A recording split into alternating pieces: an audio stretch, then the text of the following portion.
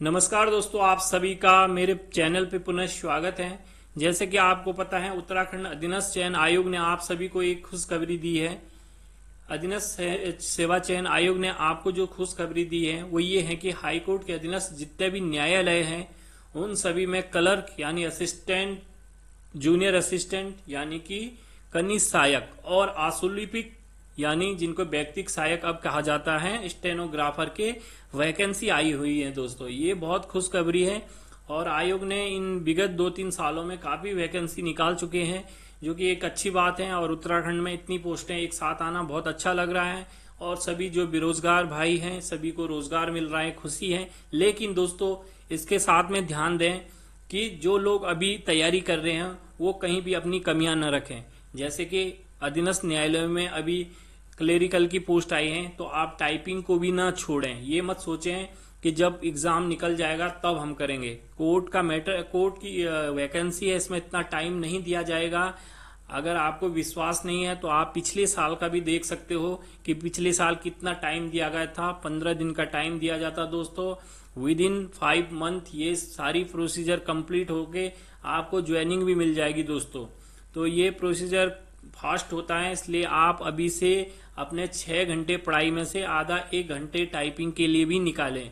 जिसकी तैयारी टाइपिंग की है वो स्पीड पे फोकस करें, क्योंकि इस समय 25 वर्ड पर मिनट हिंदी है। क्योंकि अगर उत्तराखंड के अदर जूनियर असिस्टेंट की बात करें, कनिष्ठ सहायक की बात करें, तो उनमें मात्र 16 वर्ड पर मिनट होता है, लेकिन इसमें 25 वर्ड पर मिनट है।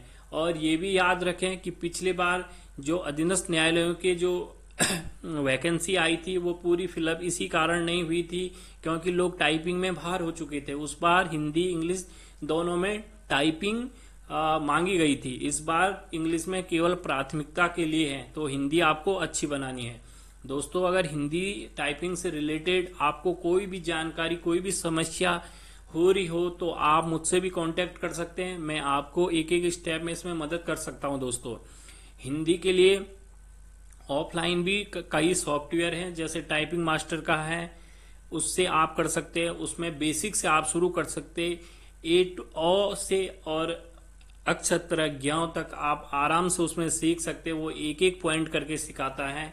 और अगर आपको हिंदी टाइपिंग आती है, स्पीड बढ़ानी है, तो आप नेट का भी मदद ले सकते हैं, ऑनलाइन भी कर सकते हैं। चलिए, आज एक ऑनलाइन डेमो क्लास हम यहाँ पे करेंगे। ऑनलाइन मात्र 2 मिनट का एक डेमो हम देंगे और उस प्रकार देखेंगे कि प्रत्येक दिन हम कैसे थोड़ा थोड़ा टाइम देके अपनी स्पीड को बढ़ा सकते हैं। तो सिंपल, मैंने हिंदी टाइपिंग टेस्ट को सर्च किया तो सबसे ऊपर वाला ही आ रहा है दोस्तों, हिंदी टाइपिंग टेस्ट। इस पे जाओगे, हिंदी टाइपिंग ट्यूटर करके है, तो इस तरीके से आपको खुल के आएगा। यहाँ पे आप कोई भी नाम भर लीजिएगा, जैसे मैंने ABC कर दिया है दोस्तों, पहले भी मैंने इसमें एक बार कर दिया है। ये आप उसमें 2 मिनट, क्योंकि हम डेमो कर रहे हैं तो 2 मिनट कर लीजिएगा दोस्तों।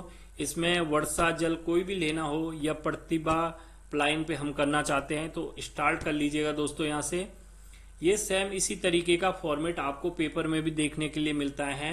ये अप डाउन है, लेकिन वो लेफ्ट राइट हो सकता है। तो इसमें ऊपर लिखा हुआ है, नीचे आपको लिखना है। वहां पे लेफ्ट राइट साइड में लिखा हुआ आता है पैरा, और राइट साइड में आपको करना होता। बाकी इसी तरीके से होता। दोस्तों, इस समय मैं आपसे बात करते करते 2 मिनट में टाइप करूंगा, लेकिन जब आपको करना होगा तो आप बिना बात किए हुए आराम से पूरा फोकस वर्ड पे देते हुए आराम से करना है। और दोस्तों, एक बात ध्यान देनी है कि जब आप टाइपिंग टेस्ट कर रहे होंगे उस समय आपको अपने को फ्री माइंड रखना है। कुछ बात करने हैं टाइपिंग करते समय भी, चाहे वो जो सामने लिखा है वो पढ़ते जाना है, जिससे आपका प्रेशर कम हो। अब मैं दिखाऊंगा दोस्तों कि आप बोलते बोलते भी कैसे टाइप कर सकते हैं।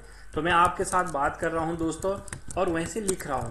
आप चाहे तो इस तरीके की हैबिट भी बना सकते हो, और चाहे तो दोस्तों आप जो लिखा हुआ उसे भी पढ़ सकते हैं। जैसे पेशेवरों का समूह, कॉमा, विशेष रूप से डॉक्टर, कॉमा, इंजीनियर, इंजीनियर दोस्तों, जो गलत होता है उसे एक बार देखना भी है बाद में कि ये क्यों गलत हुआ, क्या यहाँ पे समस्या थी। वित्तीय में देखो एक शॉर्टकट की आई हुए हैं, तो इसका 159 है दोस्तों, वित्तीय क्षेत्र। इस तरीके से आपको अपने प्रेशर को कम करने के लिए वो पढ़ने की हैबिट रखनी पड़ेगी दोस्तों। आप चुप होके और बहुत शांत होकर अगर लिखते हो तो उससे दोस्तों क्या होता है कि प्रेशर आता है। अगर आप इधर उधर देखोगे, लोग शांत हैं और आपका पूरा मन उस पर है, तो इस तरीके से मुझे ऐसा लगता है, मुझे जो पर्सनली लगता है दोस्तों कि इसमें प्रेशर बनता है।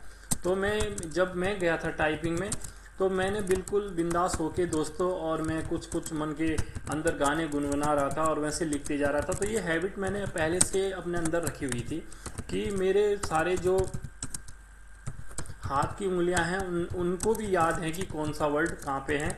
तो मैं ज़्यादा अपने माइंड को प्रेशराइज नहीं कर रहा था और बिंदास होके मैं टाइपिंग दे रहा था दोस्तों। पर जैसे भी हैबिट हो आप देख लीजिएगा, क्योंकि मैं एक चीज़ बोलूँगा कि अगर आप कहीं पे जाके कहीं प्रेशर अगर आपको आता है, आप थोड़ा ये वहाँ पे भावुक या कह सकते हैं कि थोड़ा आपको दिक्कत महसूस होती है, तो इस तरीके से भी आप आजमा सकते हो कि आप किसी पे ध्यान न दें और अपने गोल पे आप फोकस करते रहें।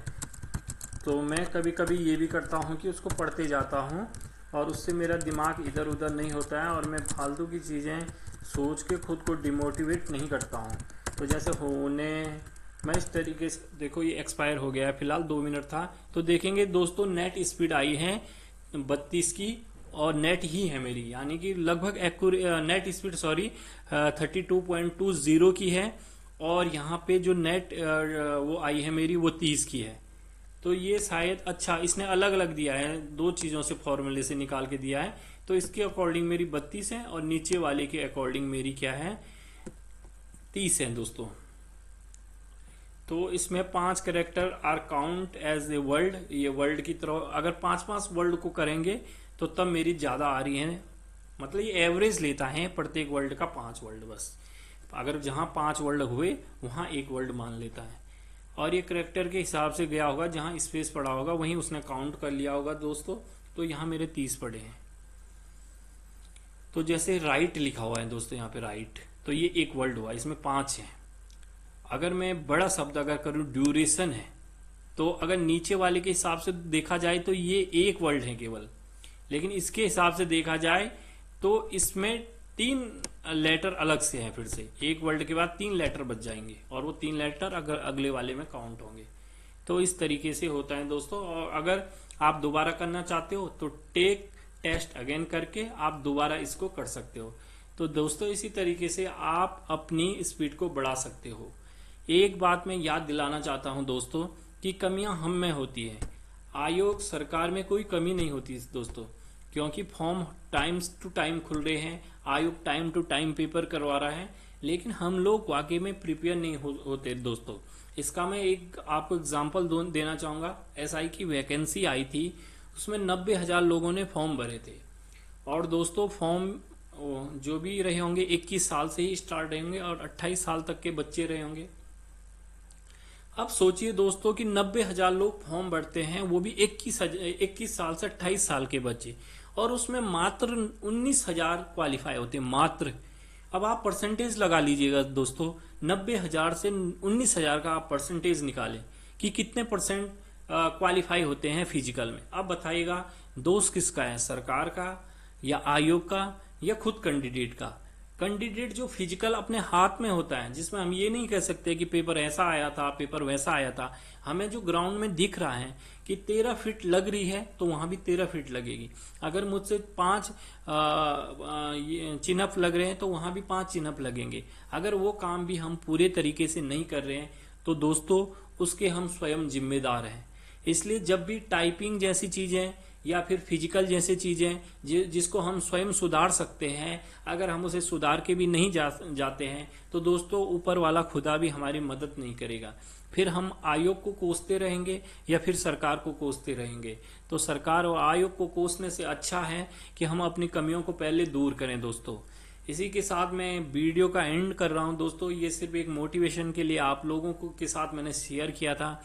वीडियो दोस्तों अच्छे लगे तो अच्छे कमेंट करना, अगर और अच्छा लगे तो शेयर करना दोस्तों के साथ, और अगर आपने अभी तक वीडियो को सब्सक्राइब नहीं किया है तो दोस्तों सब्सक्राइब करें, ताकि ये पूरी जर्नी में हम आप एक साथ रहें। जय हिंद दोस्तों, जय हिंद, जय भारत।